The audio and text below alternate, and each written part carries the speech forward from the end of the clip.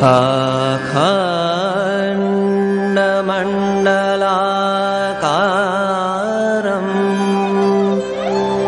व्याप्तं येन चराचरम् तत्पददर्शितं येन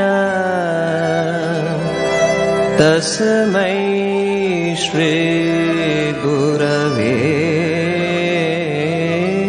नमः।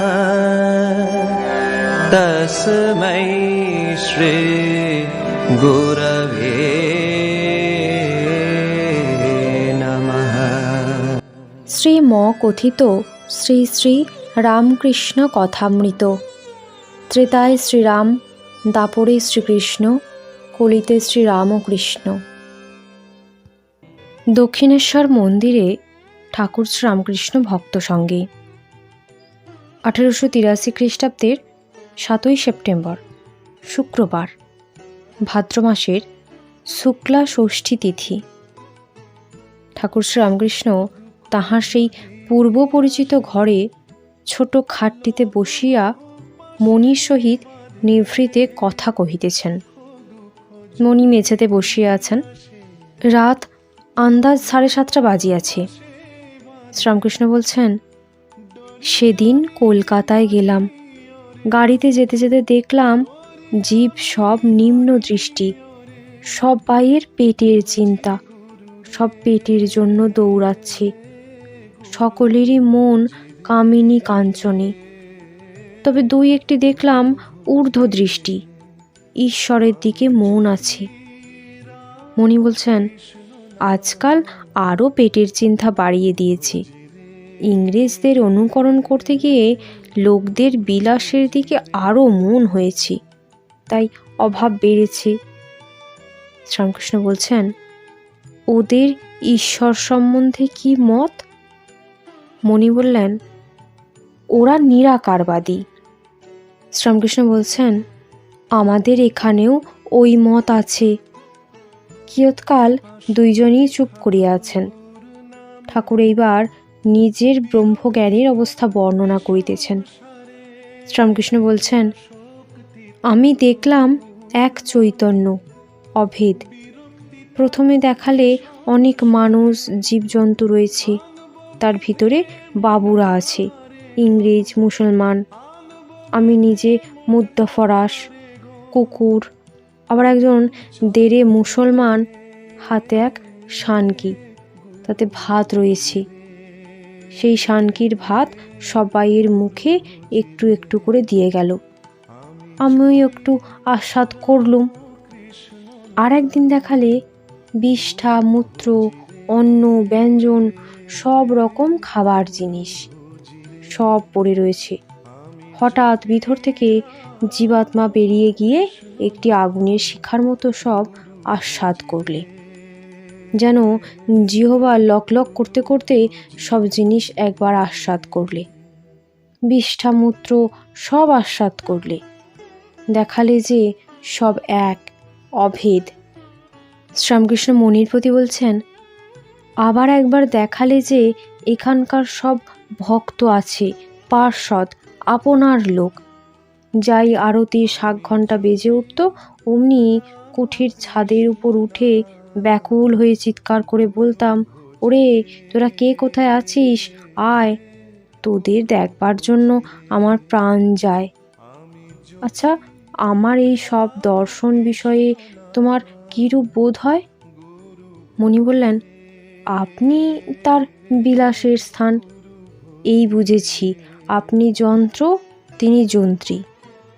জীবদের যেন তিনি কলে ফেলে তৈয়ার করেছেন, কিন্তু আপনাকে তিনি নিজে হাতে গড়েছেন। শ্রীরামকৃষ্ণ বলছেন, আচ্ছা, হাজরা বলে দর্শনের পর স্বরৈশ্বর্য হয়।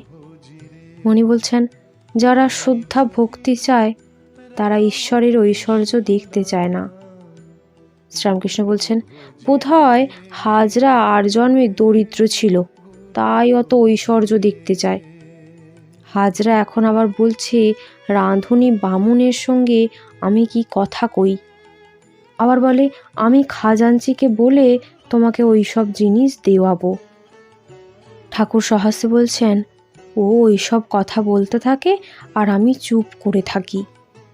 মণি বলছেন, আপনি তো অনেকবার বলে দিয়েছেন যে শুদ্ধ ভক্ত সে ঐশ্বর্য দেখতে চায় না। যে শুদ্ধ ভক্ত সে ঈশ্বরকে গোপালভাবে দেখতে চায়। প্রথমে ঈশ্বর চুম্বক পাথর হন আর ভক্ত ছুঁচ হন, শেষে ভক্তই চুম্বক পাথর হন আর ঈশ্বর ছুঁচ হন। অর্থাৎ ভক্তের কাছে ঈশ্বর ছোট হয়ে যান। শ্রীরামকৃষ্ণ বলছেন, যেমন ঠিক সূর্যোদয়ের সময়ে সূর্য, সেই সূর্যকে অনায়াসে দেখতে পারা যায়, চক্ষু ঝলসে যায় না, বরং চক্ষের তৃপ্তি হয়। ভক্তের জন্য ভগবানের নরম ভাব হয়ে যায়, তিনি ঐশ্বর্য ত্যাগ করে ভক্তের কাছে আসেন। দুইজনেই আবার চুপ করিয়া আছেন। মণি বলছেন, এসব দর্শন ভাবি কেন সত্য হবে না? যদি এসব অসত্য হয়, এ সংসার আরও অসত্য, কেননা যন্ত্র মন একই। ওসব দর্শন শুদ্ধ মনে হচ্ছে আর সংসারের বস্তু এই মনে দেখা হচ্ছে। শ্রীরামকৃষ্ণ বলছেন, এবার দেখছি তোমার খুব অনিত্য বোধ হয়েছে। আচ্ছা, হাজরা কেমন বলো? মণি বললেন, ও এক রকমের লোক।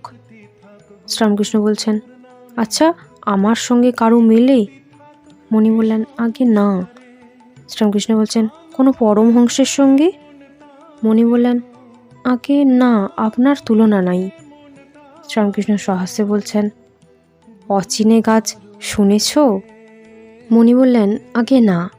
শ্রীরামকৃষ্ণ বলছেন, সে একরকম গাছ আছে, তাকে কেউ দেখে চিনতে পারে না। মণি বলছেন, আগে আপনাকেও চিনবার জো নাই। আপনাকে যে যত বুঝবে সে ততই উন্নত হবে। মণি চুপ করিয়া ভাবিতেছেন। ঠাকুর সূর্যোদয়ের সূর্য আর অচিনে গাছ এইসব কথা যা বললেন, এরই নাম কি অবতার? এরই নাম কি নরলীলা? ঠাকুর কি অবতার? তাই পার্শ্বদের দেখবার জন্য ব্যাকুল হয়ে কুঠির ছাদে দাঁড়িয়ে ডাকতেন, ওরে তোরা কে কোথায় আছিস, আয়। ভিডিওটি যদি ভালো লেগে থাকে অবশ্যই সাবস্ক্রাইব করবেন এবং লাইক, কমেন্ট, শেয়ার করবেন, যাতে আরও প্রচুর মানুষ এই ভিডিও দেখতে পারে।